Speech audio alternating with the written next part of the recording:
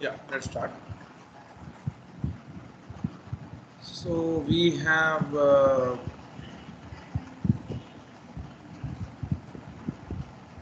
let's go into the concept. Okay, where are we right now?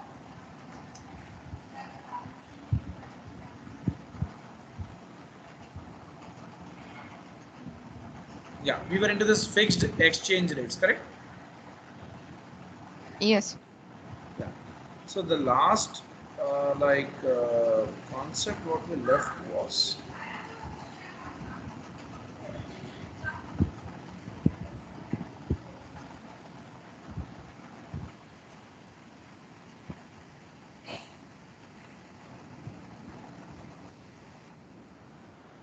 yeah, the exchange rates.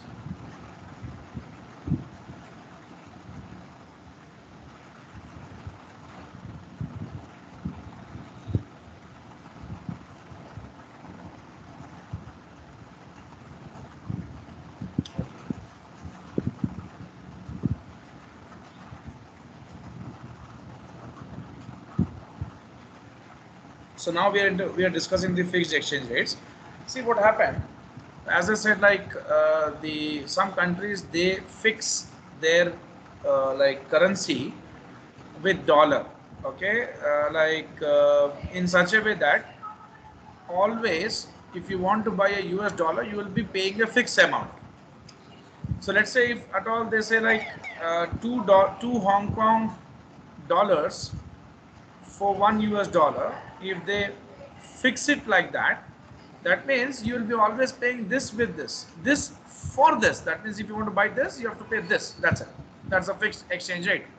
So always the challenge with the Hong Kong bank is to maintain at always maintain, okay, a reserve equivalent to like one US dollar. Suppose if they fix it uh, like uh, suppose like they have fixed like two Hong Kong dollars to one US dollar, so they should always have this reserve. Okay. Then what happens? They have equivalent value. Okay.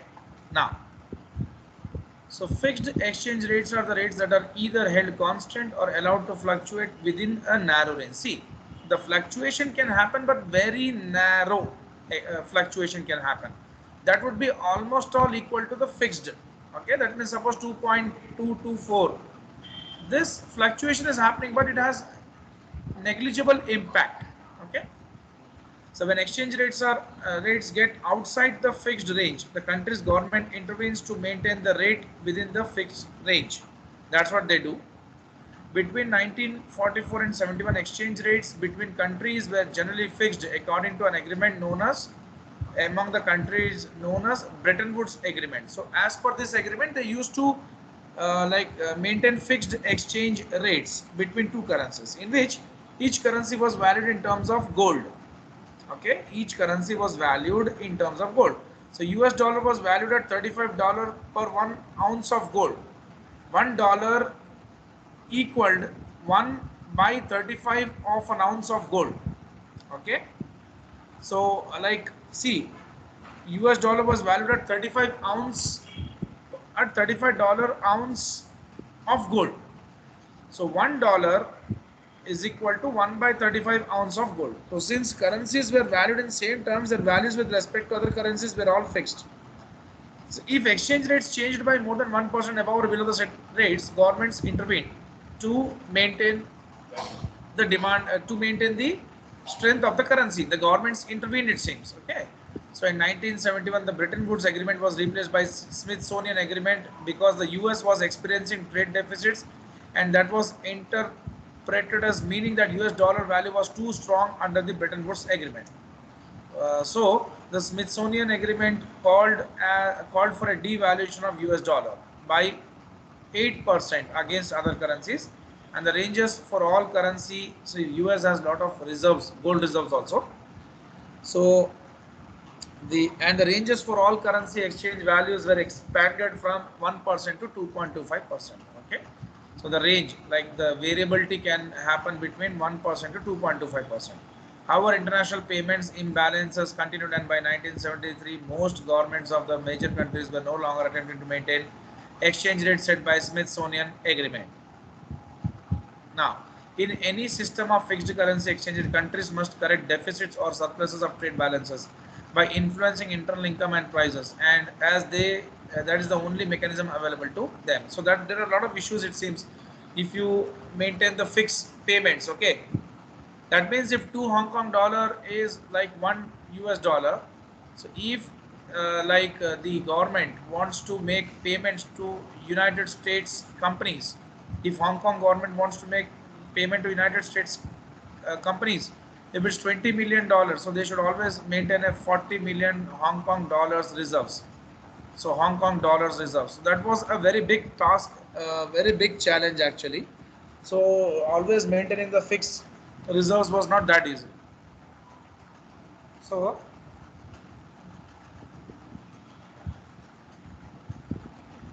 the extreme, so if at all, like the extreme fixed exchange rate, a common currency. So euro, euro is European Union has a common currency called euro. That is extreme fixed exchange rate. So 19 countries are a part of European Union. UK is not there now, like it is because of the Brexit. So now they have a common currency called euro.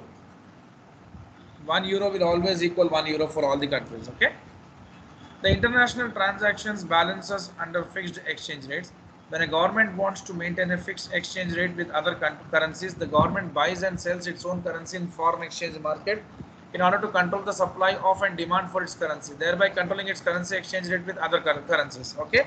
So if suppose rupees demand is less in the world, so what will Indian government do or RBI do? They would buy more and more rupees with dollars to create more demand. Okay. So if the demand for country's currency increases to the point there where it would drive up the exchange rate, the government sells. See, now what happens? The demand is very high. Let's say now to if the demand is very high, that means rupee's value is very high. When rupee's value is very high, that means rupee has appreciated. When rupee gets appreciated, the exports, the Indian exports would be affected. Why? Because the Indian exports are costlier for other countries. Now the government again has to intervene and they should try to balance the things. Correct? That means now they should try to, since like lot of demand is shown for rupee, now they should try to sell rupee and buy dollars. Okay. So if the demand for country's currency increases to the point where it would drive up the exchange rate, the government sells more of its own currency and buys other currencies to cause the supply of its own currency on the market to equal the demand for its own currency. If there's an excess supply of the national currency, the government buys its own currency. That means if the rupee is losing value because there's excess supply, so rupee's value is decreasing. So what the government can do is they can buy their own currency with the foreign currency, rupee, and create demand for rupee. Okay? So buying and selling its own currency maintains the fixed exchange rate the country has. As a result, the market demand for national currency and market supply for national currency no longer need to be in equilibrium, since the government will make up any see, government becomes active in that case. Whenever they want to create demand for the currency, they buy. Whenever they want devaluation for the currency, they sell. So creating demand would increase the value of the currency, and selling excess of rupee will devalue the currency. Okay, because it has less demand now, and for that they have to maintain foreign reserves. That's the reason why US plays a very strong role. That means since they know that dollar is what like many countries hold reserves of dollars, so what they do, they put sanctions and they kind of try to block the dollar account of that country. So in that way, the US also tries to teach lessons to many countries. I cannot say teach lessons because US itself is very like they are actually the most selfish nation, I can say. Okay.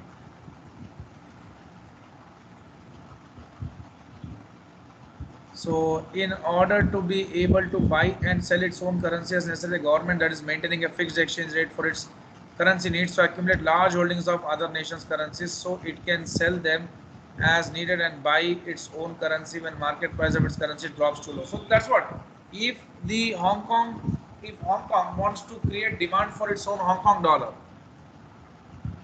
okay, and they're maintaining a fixed exchange rate system. Okay, so now what they should do, they should accumulate large holdings of other nations' currencies. That means they should have large quantities of US dollar so that it can sell.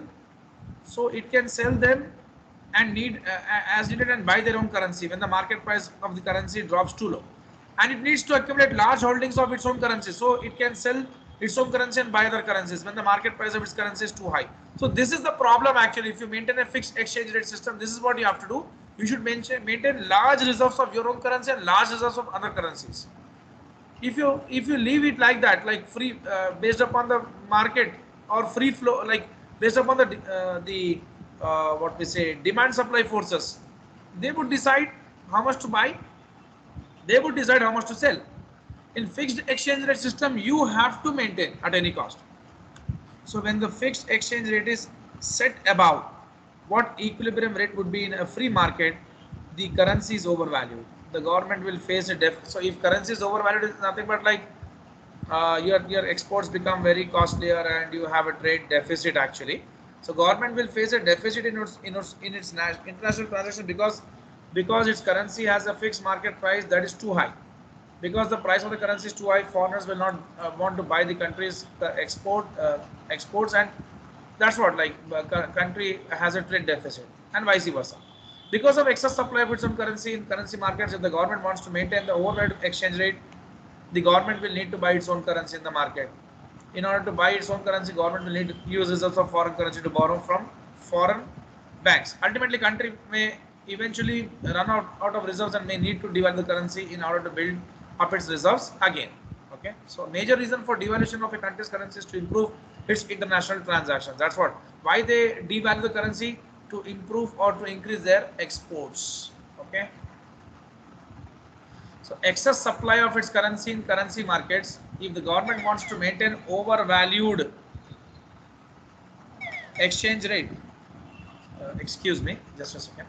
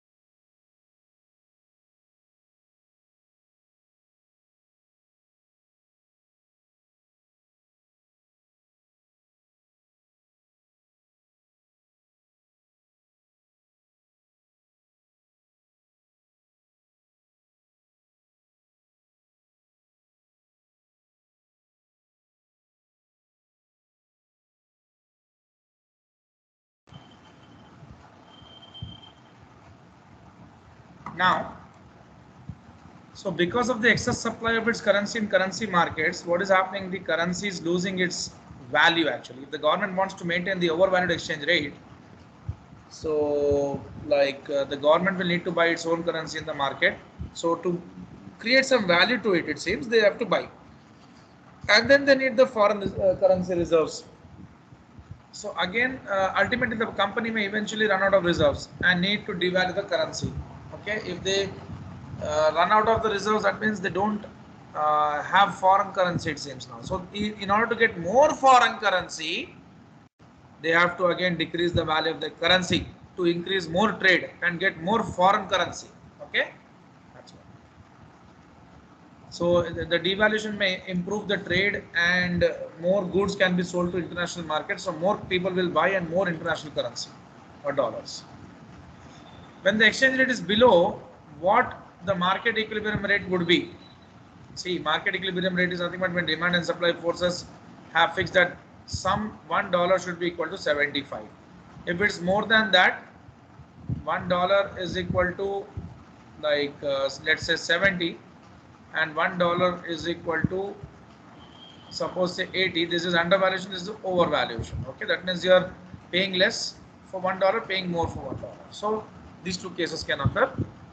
So when the exchange rate is set below what the market equilibrium rate would be, the opposite occurs. The country will have trade surplus and currency will get overvalued. Okay, because more trade they would do, more foreign currency would come, more demand for rupee, and more people will buy rupee in the other countries, and more supply of foreign currency from them, and that would increase the value of rupee. You can see a graph here: trade surplus and trade deficit. So this is the equilibrium price and equilibrium quantity. Okay. So if the fixed price of foreign fixed rate currency is above the equilibrium price, so if the fixed price, that is PA, the foreign country will with the fixed exchange rate will have trade deficit. Okay, but why? We'll see with the practical example. So international transactions deficit and surplus, price of foreign fixed rate currency. So suppose $1 I have fixed for 70. This is the fixed rate for, let's say, fixed rate. Okay.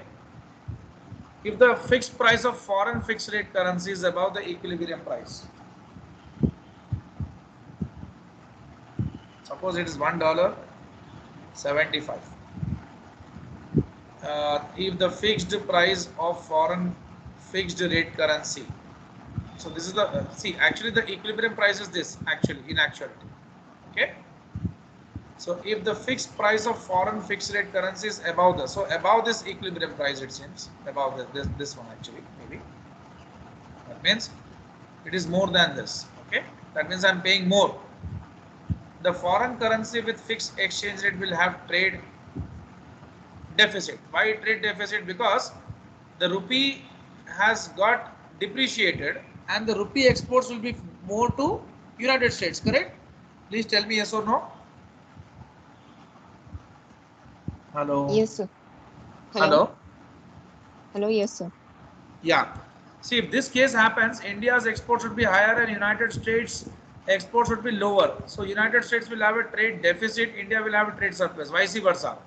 If it's $1 is equal to 60, then Indian currency is very strong and trade surplus for us and trade deficit for them. That's it.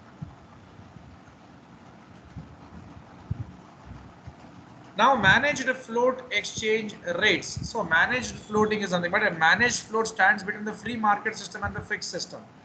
And it includes elements of both the floating and fixed exchange rate models.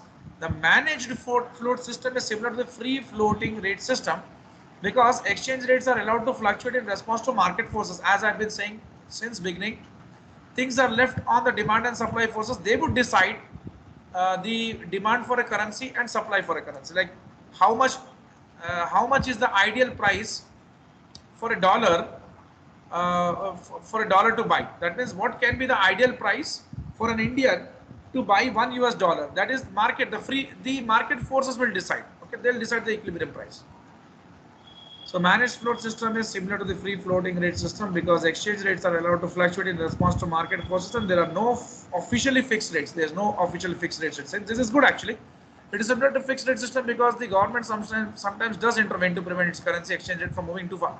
So they don't have any fixed rate system actually. They don't have any fixed rate system. They did not fix $1 is equal to 75 is not fixed actually. Every day it fluctuates to some cents, some paisa, something. But what happens when rupee is losing its demand? Then government would intervene. They would buy more rupee with US dollars reserves to create demand for rupee. And when the rupee demand is, and when the rupee like when the rupee is falling actually, when the rupee is falling, so let's say when rupee is $1 is equal to 75, suppose let's say spot rate, but $1 has gone to 80, let's say. So like there will be more demand for rupee, or let's say if rupee is losing its demand in the market, so rupee is losing its demand in the market in the sense rupee would fall actually, it would depreciate. So at that point of time, to create demand for rupee, the government will buy more and more rupees with dollar reserves, and they'll try to bring it to this equilibrium point. And if it's like $1 is equal to 70, that means rupee has appreciated. Here, the appreciation is causing the government a lot because exports are not happening properly. So again, what they'll do, they'll try to sell more and more rupees and buy more and more dollars and try to bring it to the equilibrium point. Okay, just read this question and we'll go for pegged exchange rate system.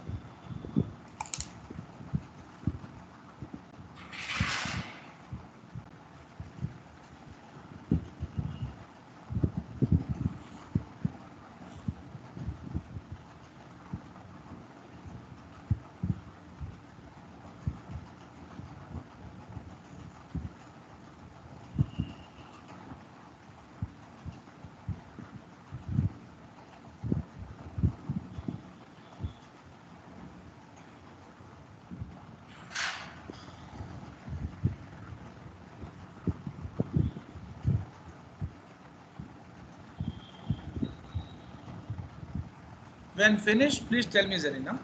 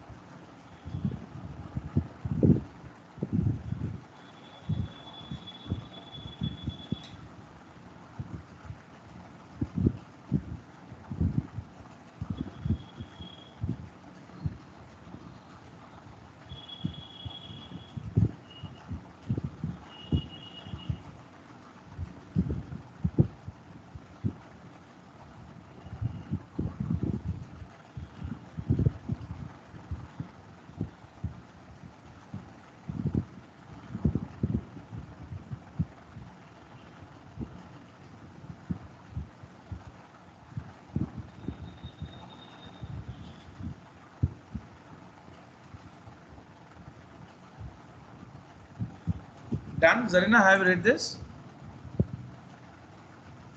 Yes, sir. Hello. Hello. Yes, sir. Done. Now, pegged Hello. exchange rate system. Some countries peg their currency to a foreign currency, as I said, like one Hong Kong dollar, two Hong Kong dollars for one US dollar. It's called pegging actually. Okay, or to a basket of currency. They peg to dollar or other currencies. A peg currency's value is fixed in terms of foreign currency or currencies. It is pegged to, and it moves with that currency against other currencies. So like if dollar has a movement, this will also move actually accordingly. So many countries have adopted dollar also. That's called dollarization. They've adopted dollar as their as their local currency. Many countries they don't go for that, but they peg actually. They fix the exchange rates. Peg systems are generally used by smaller countries, as Hong Kong is a very small country. The choice of currency or basket of currencies to peg is determined by what currencies the country's external debt is denominated in and the extent to which the country's trade is concentrated with particular trading partners. So what happens is, like many of the countries, what they're doing. See, dollar is also losing its domination. Previously, only dollar was the only currency in the world which many countries want to like accept, okay, as a exchange. But now yuan is coming forward, the Chinese currency. So many countries, like many countries who are not allies of US or who have some kind of dispute in any ways with US, like Iran and Russia, and even in fact some other countries even. So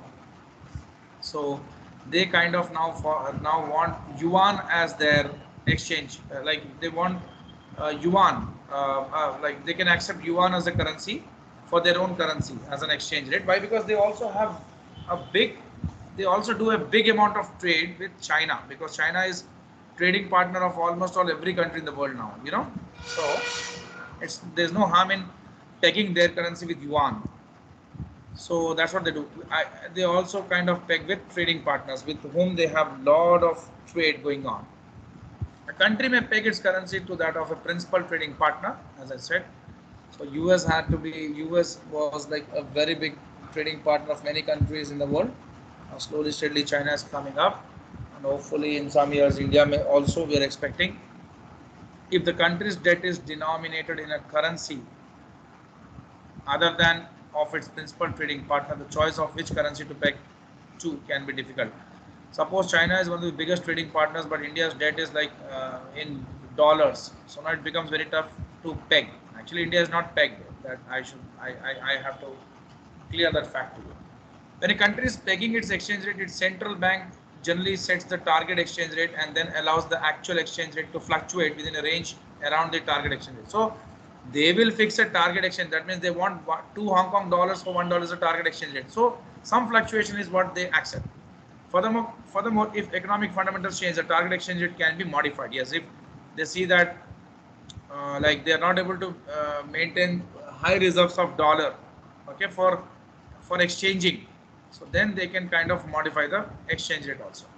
So to maintain the desired range around the particular pegged rate, the country's government may need to practice the same interventions that the fixed exchange rate requires. If the pegged exchange rate is too different from the market equilibrium rate, the pegged rate will become too difficult to maintain and probably will not last. Okay, so always equilibrium is what they should maintain. Otherwise, this pegged rate would not sustain. Now, interaction of factors affecting exchange rates. So exchange rates can be affected by more than one influence at the same time. For example, higher income levels in a given country can cause imports to increase. Of course, if United States, people have higher income. They are a higher income group country actually. So they import more. Higher spending on imports will lead to higher demand for foreign currencies and an increased supply of importing countries' currency in foreign exchange market. So like they want more and more Indian goods, so they have to kind of buy more in rupees, it seems. So that will create demand for rupee. The supply curve for the importing currency will shift to right, while that's what we have seen already, the change in supply, shift in supply curve, because the shift can happen because of this factor, high income levels in a country. Okay, while the demand of the currency remains unchanged. Fine. So what is happening? The US dollar supply would be more, but demand would be unchanged. The increased supply of importing countries' currency, that is US dollar, when with respect to rupees, will cause equilibrium exchange rate for its currency to decrease. So, however, the increase in income levels can also lead to expectations of higher interest rates, which can attract investment inflows, resulting in increased demand for country's currency. So, the increased demand for the country's currency may be even greater than the increased supply of country's currency, and then the result may be an increase in exchange rate for its own currency. That's all. So interest rates, if the interest rates are higher in one country, so many people would like to invest in that country, na? So then again the supply demand supply demand comes into picture. So the country where the interest rates are high, people will want to buy more, invest more over there. So that country's currency will increase, and the country where the interest rates are less, the supply of the country's currency will be high. So that country's currency value will decrease. Now foreign currency cross rates. See what happens. Cross rate refers to practice of using a third currency to calculate the exchange rate between two thinly traded currencies. For example, $1 is equal to 70, let's say, and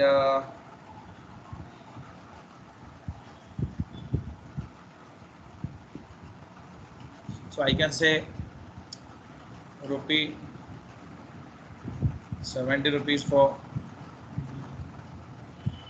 $1,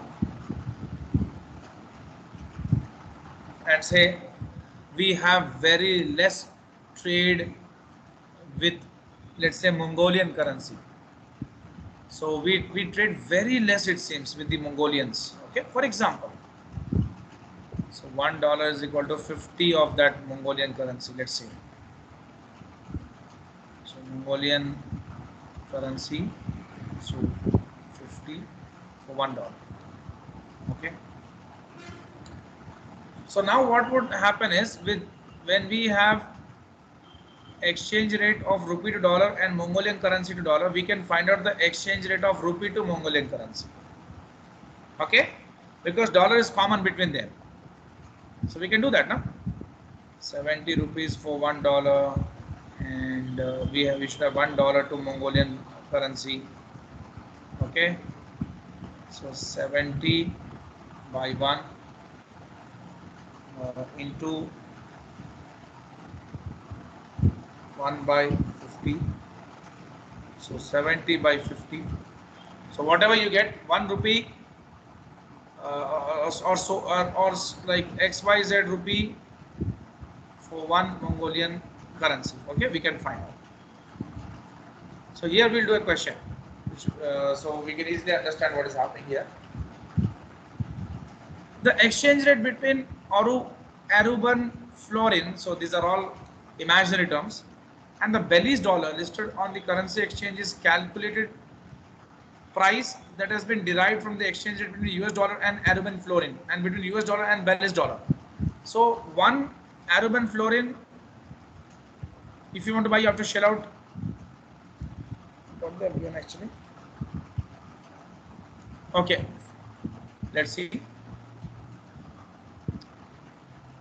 So Arabian florin, and between US dollar and Belize dollar, between,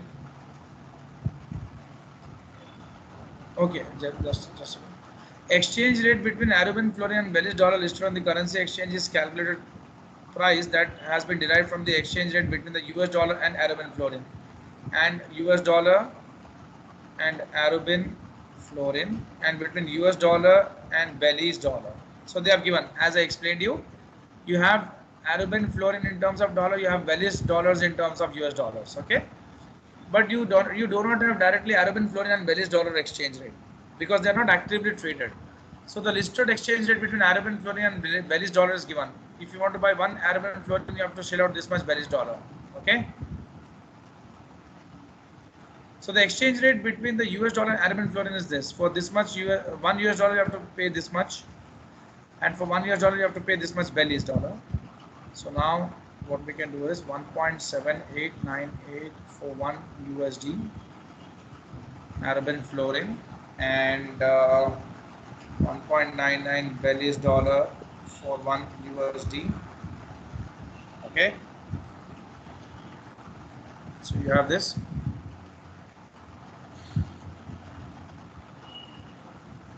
So what we can do, 1.7898 by 1 into 1 by 1.99. Okay, what they are asking actually to us, exchange rate Arabian florin and US dollar. So Arabian florin, Belize dollar. So just a second, just a second.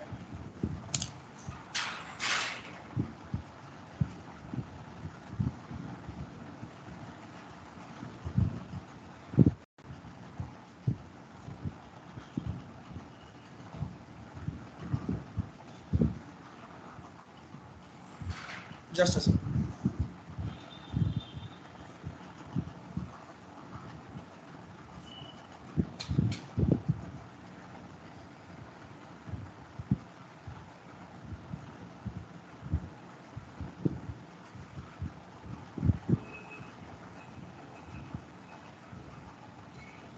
So it's like 1.7898.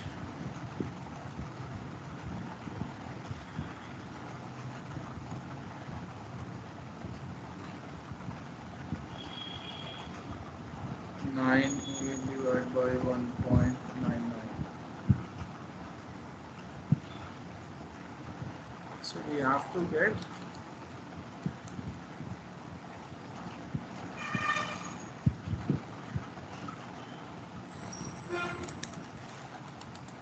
just a second. So we are other than fluorine for $1.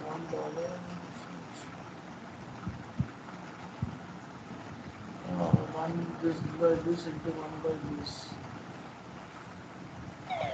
Okay, I'm getting 0.899. Okay.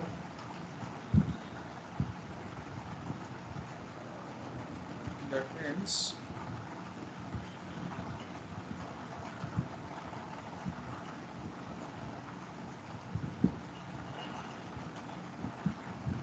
what are they finding? Okay, we have two things. So USD to AWG will go with your book only, and USD to Belize dollar. What I've done is this to $1, this to $1. So what can happen is, since these two are common, so USD by AWG divided by USD by BZD. So what can happen is USD by AWG into BZD by USD. This will be cancelled. So BZD by AWG is what we are getting. Okay. So Belize dollar to AWG. So what I was finding is AF to $1, Belize dollar to this. So I need to just AF 1.7898 by 1 US dollar into 1 US dollar, 1 US dollar by 1.9. So I'm finding a Arabian fluorine to Belize dollar. So I'm getting 0. So 1 Arabian fluorine is equal to 0.899 Belize dollar. So 1 by 0.899 is how much?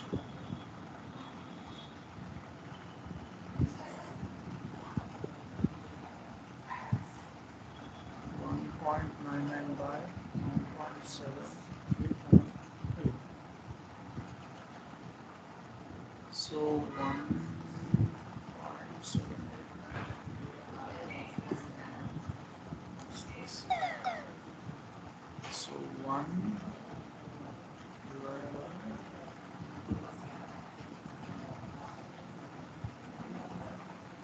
so 0.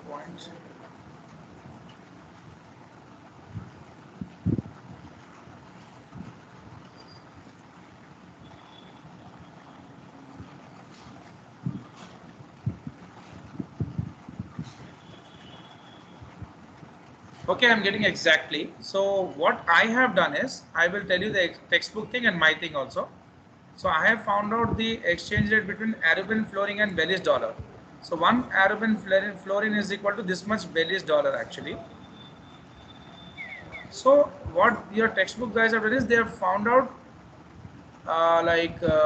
one, for 1 Arabian fluorine I have to give this much Belize dollar. So for 1 Belize dollar, how many Arabian fluorine? So for 1 Belize dollar I have to give 1 by 0.899 Arabian fluorine. So that is 1.1119. Okay, that's one. So please go for this question, and then we can go further.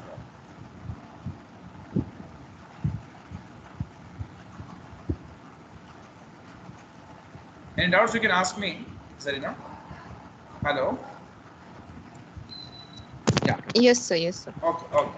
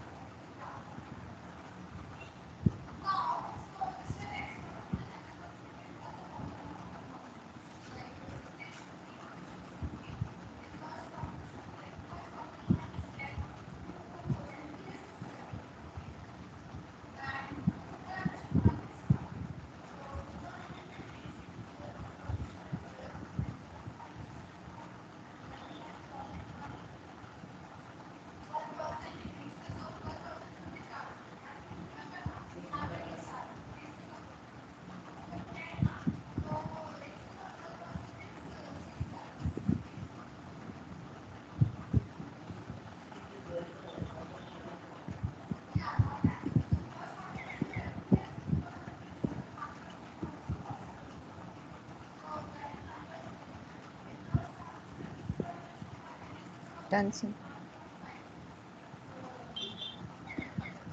Hello.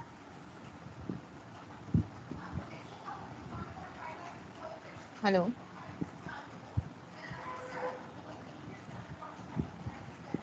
Okay. Now,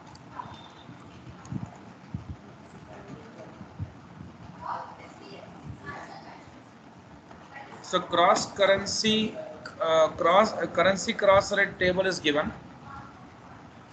So I don't think you have to go for all this. I've explained the concept now. So based upon that, you can find out. No need to go for this and try to like understand that. So you can do this as a homework, Zarina. I'm giving only one question. Then we'll start managing exchange rate risk in the next class. Okay? How to hedge. I'll see how much is left over in this chapter,